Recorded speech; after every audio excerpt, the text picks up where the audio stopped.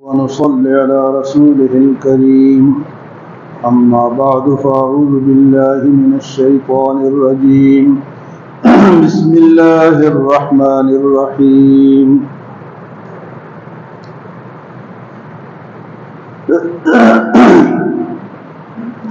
وإذا لقيتم الذين كفروا فضرب الرقاب حتى إذا أثخنتموهم فشدوا الوثاق فإما منا بعد وإما فداء حتى تضع الحرب أوزارها ذلك ولو يشاء الله لانتصر منهم ولكن ليبلو بعضكم ببعض والذين قتلوا في سبيل الله فلن يضل أعمالهم سيهديهم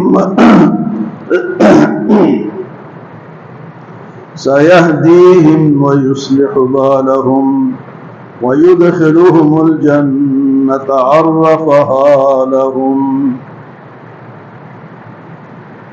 سورۃ محمد صلی اللہ علیہ وسلم اس سورت کا نام ہے.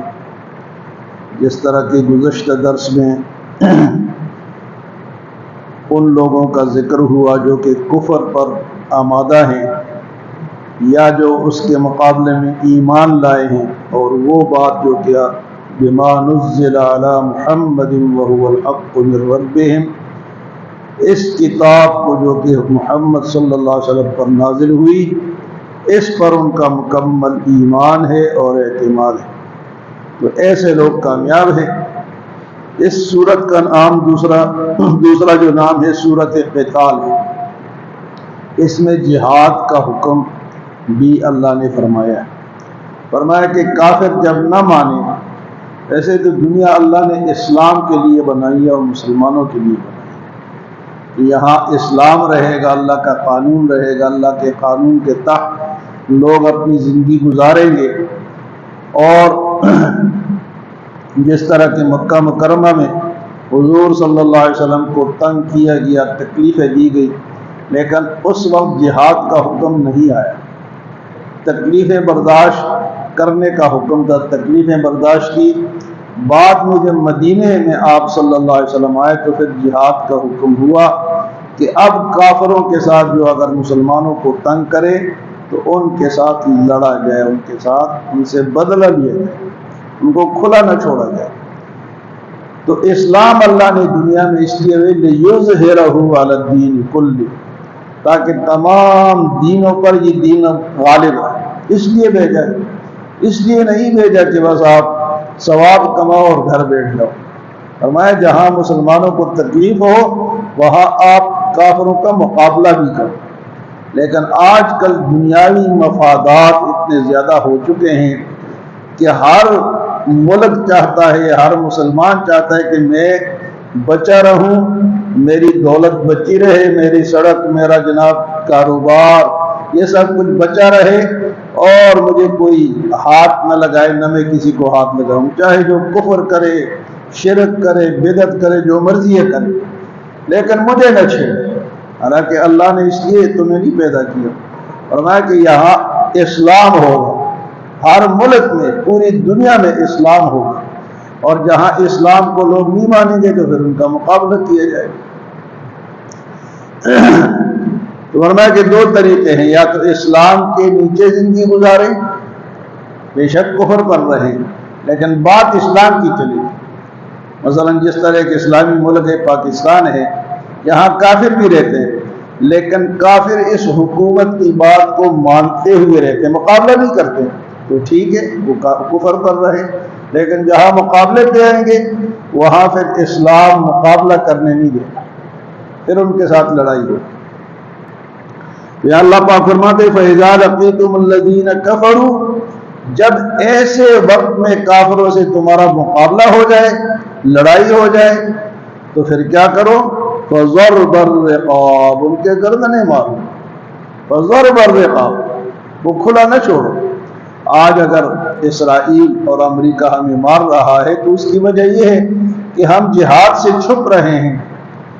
اللہ فرماتے ہیں فَضَرْبَ الرِّقَابِ، ان کے گردنیں مارو. لیکن وہ ہماری گردنیں مار رہے ہیں۔ اس کی وجہ یہ ہے کہ ہم جہاد سے چھپ رہے ہیں۔ ابھی پاکستان میں علماء نے جہاد کا فتویٰ دیا تو جو ان کے ایجنٹ ہیں وہ بول پڑے ہیں جی کہ وہ علماء خود جا کے وہاں لڑے۔ تو جہاں جہاں بھی جہاد ہوتا ہے علماء کے زیر سایہ ہوتا ہے۔ جہاد کے ہزاروں مسائل ہیں، اگر علماء ساتھ نہ ہو تو جہاد سمجھ میں نہ آئے۔ جہاد ظلم کا نام نہیں ہے، جہاد تو امن کا نام ہے کہ بھئی اسلام ہوگا اور کوئی مذہب نہیں ہوگا، بس امن سے رہو، دنیا میں پرامن رہو۔ تو فرمائے فَإِذَا لَقِيتُمُ الَّذِينَ كَفَرُوا، اور جب ان کافروں سے مقابلہ ہو جائے، تنگ آ جاؤ، کوئی اور راستہ نہ ہو، فَضَرْبَ الرِّقَابِ، ان کی گردنیں مارو، حَتَّى إِذَا أَسْخَنْتُمُوهُمْ، یہاں تک کہ جب تم انہیں قابو کر لو، فَشُدُّ الْوَثَاقِ، انہیں اچھی طرح باندھ کے رکھو، ان کو ہتھکڑیاں لگاؤ، انہیں بیڑیاں لگا کے رکھو، ان کے ہاتھ پاؤں باندھ دو۔ یہ کافروں کے لیے حکم ہے اسلام کا، اللہ کا۔ فَشُدُّ الْوَثَاقِ، باندھ دو ان کو۔ ہاں، جب لڑائی ختم ہو جائے اور تمہارے قیدی ہو جائے، ان کے قیدی ہو جائے، پھر کیا قانون آئے گا؟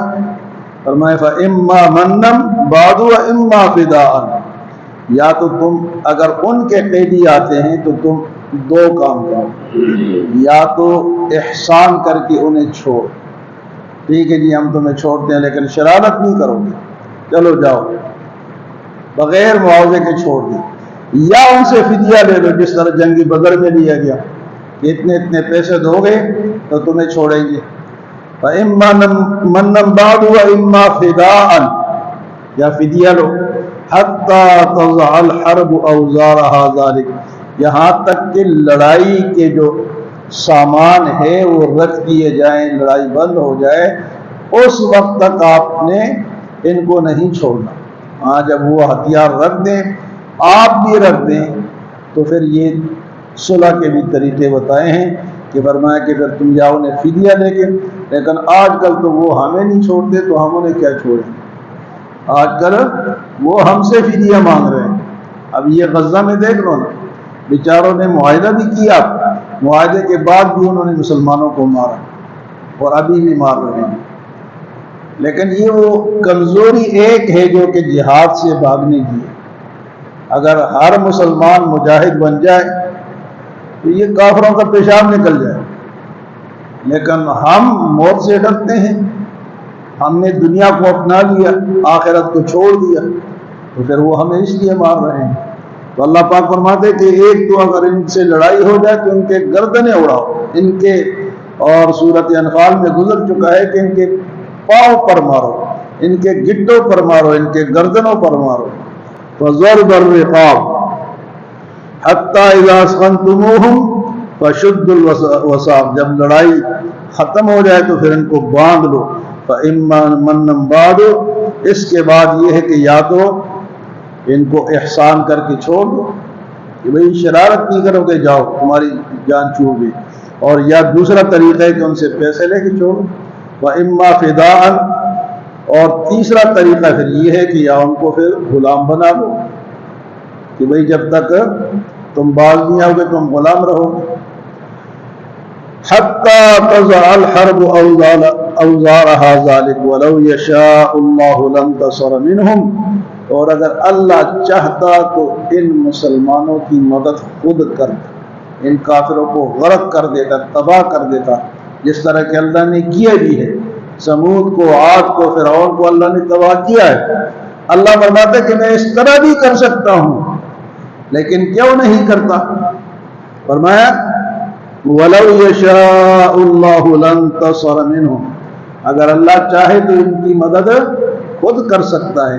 آج کل لوگ کہتے بھی ہیں نا کہ یار مدد نہیں آ رہی، کوئی کہتا ہے اسرائیل میں آگ لگ گئی، کوئی کہتا ہے امریکہ میں آگ لگ جائے، تو اللہ لگا سکتا ہے، اللہ مدد کر سکتا ہے، لیکن فرمایا کیوں نہیں کرتا؟ وَلَٰكِن لِيَبْلُوَ بَعْضَكُم بِبَعْضٍ، تم میں سے بعض کو آزماتا ہے کہ تم وہ دودھ والے مجنو ہو یا چوری والے مجنون، دودھ پی کے مسلمان ہو یا تکلیف بھی اٹھا سکتے ہو، تمہاری آزمائش ہے اس میں۔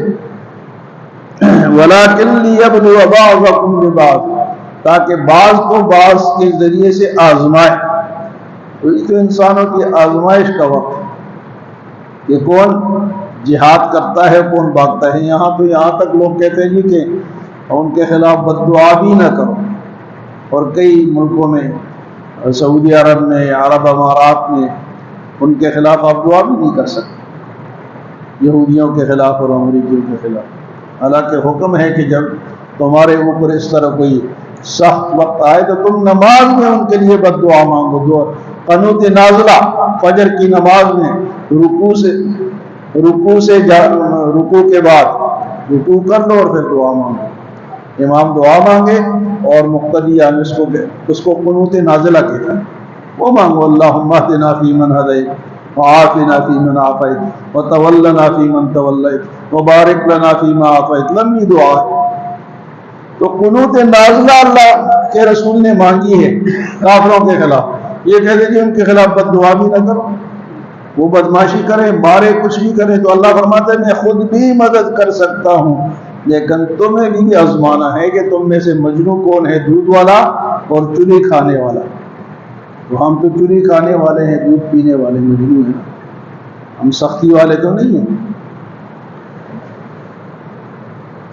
فرمایا کہ وَلَٰكِن لِيَبْلُوَ بَعْضَكُم بِبَعْضٍ وَالَّذِينَ قُتِلُوا فِي سَبِيلِ اللَّهِ فَلَن يُضِلَّ أَعْمَالَهُمْ، اور جو لوگ اللہ کے راستے میں لڑتے ہیں اللہ ان کے اعمال کو کبھی ضائع نہیں کرے گا، ان کو پورا پورا بدلہ ملے گا۔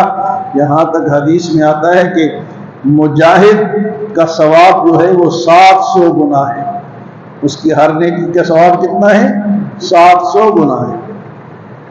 فرمایا سَيَهْدِيهِمْ وَيُصْلِحُ بَالَهُمْ، یہ اللہ کے راستے میں لڑنے والے ان کے اعمال بھی ضائع نہیں ہوں گے، سَيَهْدِيهِمْ، ان کو اللہ ہدایت پر بھی رکھے گا، وَيُصْلِحُ بَالَهُمْ، اور ان کے حال کو بھی اچھا کر دے گا، ان کی اصلاح بھی فرما دے گا، وَيُدْخِلُهُمُ الْجَنَّةَ عَرَّفَهَا لَهُمْ، اور ان مجاہدین کو اللہ اس جنت میں داخل کریں گے جس کا تعارف اللہ نے جنت کا کرا دیا۔